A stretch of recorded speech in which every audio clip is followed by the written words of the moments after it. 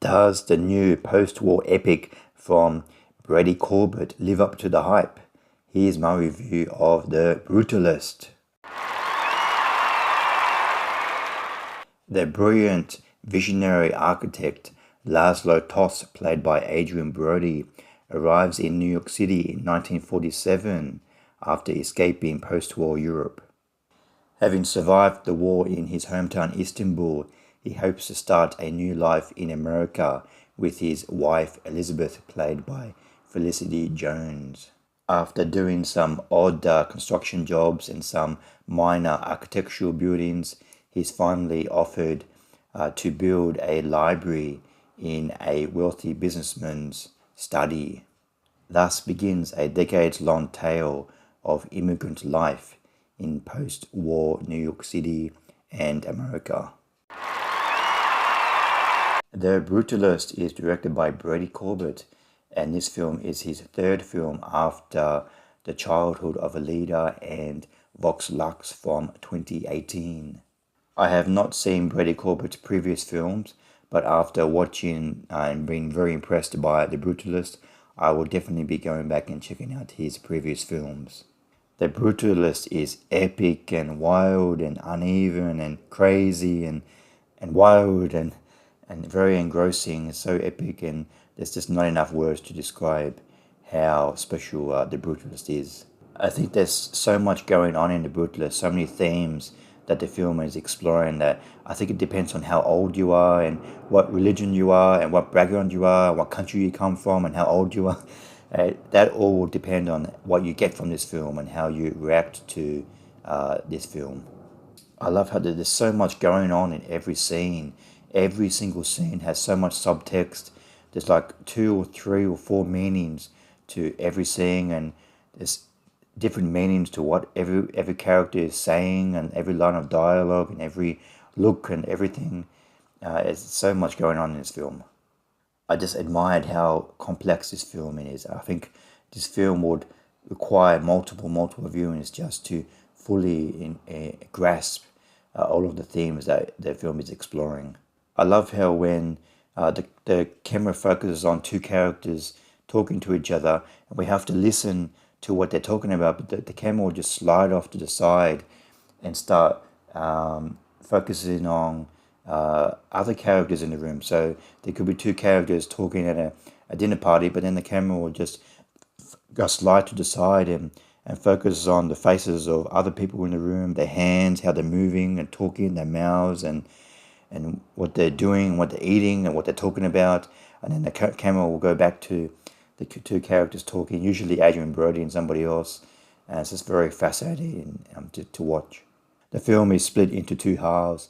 As a whole, the film is about 3 hours and 35 minutes. And at the 2-hour mark, there's an intermission for about 15 minutes. And after the intermission, we're finally introduced to the wife character, Elizabeth, played by Felicity Jones. So I would recommend at the 2-hour mark, as soon as you see the word intermission on the screen, I would quickly run out and go to the bathroom if you need to, and grab some snacks and come back before the intermission ends, because one of the best scenes in the film is straight after the intermission, so you don't want to miss it.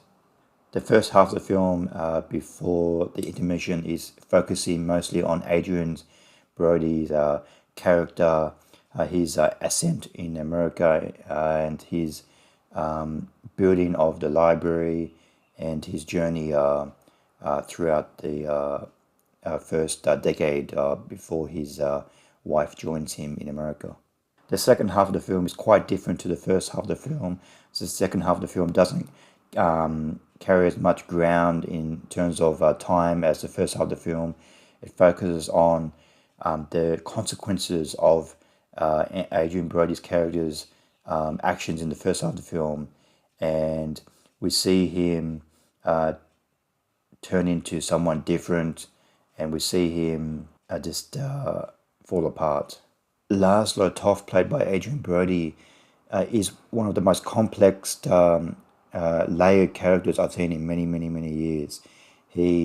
Sometimes you like him, sometimes you don't agree what he does, but you understand everything he's going through Sometimes he does things like drugs or sleeping with prostitutes, but it doesn't take away from how you feel about him.